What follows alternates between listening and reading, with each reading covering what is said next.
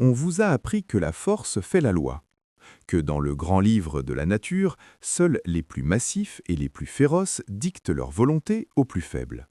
Mais dans l'arène de l'évolution, la force brute est une illusion. Un grand requin blanc peut disloquer sa mâchoire pour mordre avec une pression de 2 tonnes, mais une méduse de la taille d'un grain de sucre tue plus d'humains chaque année que tous les requins du monde réunis. Aujourd'hui, nous plongeons dans les archives secrètes de la survie pour découvrir pourquoi les véritables maîtres de notre planète ne sont pas forcément ceux que vous croyez. Bienvenue dans l'arène de l'impossible. En analysant des milliers d'heures de données provenant des écosystèmes les plus reculés, du bassin de l'Amazone au sommet de l'Himalaya, nous avons décodé les tactiques de survie qui ont permis à ces espaces de survivre aux dinosaures. Nous allons explorer comment une guerre chimique vieille de 400 millions d'années atteint aujourd'hui son paroxysme et pourquoi l'intelligence collective est en train de redéfinir les règles du jeu.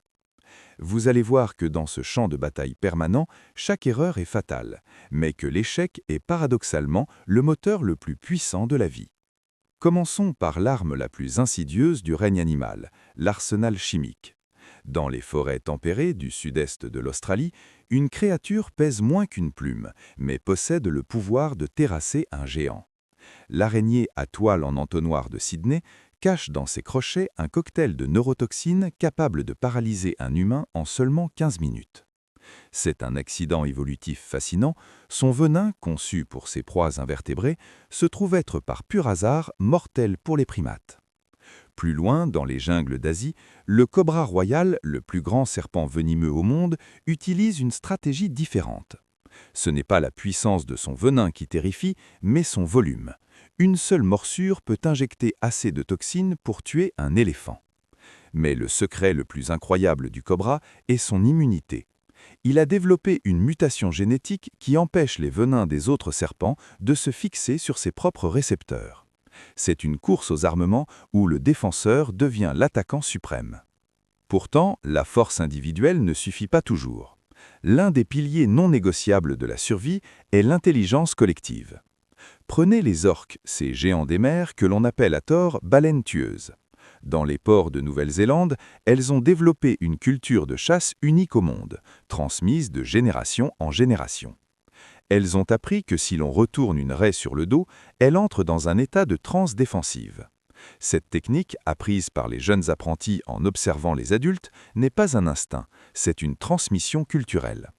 Il en va de même pour les baleines bleues du Chili, qui possèdent leur propre dialecte vocal, un signe de sophistication sociale que nous commençons à peine à comprendre.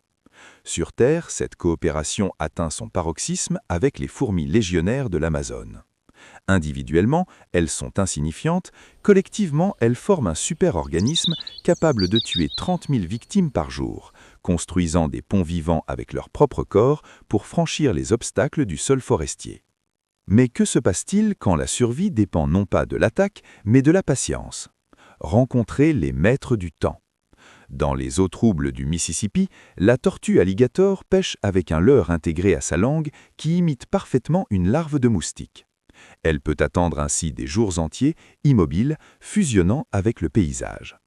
Les tortues sont des voyageurs temporels, leur design n'a pratiquement pas changé depuis 300 millions d'années. Elles ont vu apparaître et disparaître les dinosaures. Saviez-vous que chez de nombreuses espèces de tortues, le sexe des bébés n'est pas déterminé par la génétique, mais par la température du nid dans le sable? C'est une vulnérabilité critique face au réchauffement climatique qui pourrait, à terme, condamner des populations entières à ne produire que des femelles. Cette adaptation lente contraste violemment avec la réalité du terrain, le mirage du prédateur. On nous montre souvent les félins comme des machines à tuer infaillibles. La réalité est bien plus humble. Une lionne échoue dans plus de 80% de ses tentatives de chasse. Le guépard, malgré sa pointe de vitesse à 100 km/h, doit souvent abandonner sa proie aux hyènes car il est trop épuisé pour se battre après son sprint. C'est ici que réside le véritable secret de l'évolution. C'est l'échec qui forge la résilience. Chaque gazelle qui échappe à un léopard transmet ses gènes de vitesse à la génération suivante, forçant le prédateur à devenir plus rusé, plus furtif. C'est une boucle de rétroaction infinie où la survie est une négociation quotidienne entre la vie et la mort. Voyons maintenant comment la nature réagit aux interventions humaines, parfois avec une ironie mordante. En Italie, dans les eaux du Tibre, l'introduction accidentelle de l'écrevisse tueuse de Louisiane a provoqué un chaos écologique. Mais contre toute attente, les oiseaux pêcheurs locaux ont appris à chasser cet envahisseur, créant un nouvel équilibre inattendu. C'est un laboratoire évolutif à ciel ouvert. De même, en Colombie, dans le parc de Chiribiquete, des espèces que l'on croyait disparues ou jamais découvertes prospèrent dans un isolement total.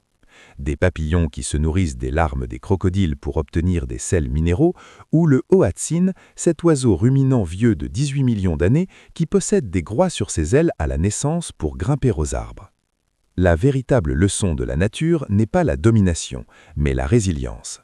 Nous voyons des forêts se régénérer après des guerres totales grâce à la croissance phénoménale du bambou, qui peut prendre 1 mètre en 24 heures. Nous observons des papillons comme l'azuré de la croisette pratiquer le mimétisme chimique pour infiltrer les nids de fourmis et se faire nourrir comme des rois par leurs ennemis.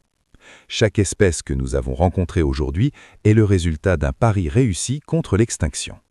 Mais le prédateur le plus dangereux de cette histoire n'est pas celui qui a les dents les plus longues ou le venin le plus toxique. C'est celui qui change les règles du jeu pour tout le monde, l'homme. Avec 73 millions de requins tués chaque année et des habitats fragmentés par nos routes, nous sommes devenus la plus grande pression de sélection de l'histoire.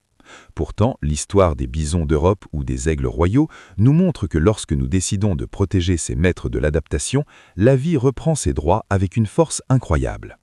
Notre propre survie dépend désormais de notre capacité à comprendre ces équilibres fragiles. La nature n'a pas besoin de nous pour être belle, mais elle a besoin que nous nous souvenions que nous faisons partie de la même arène.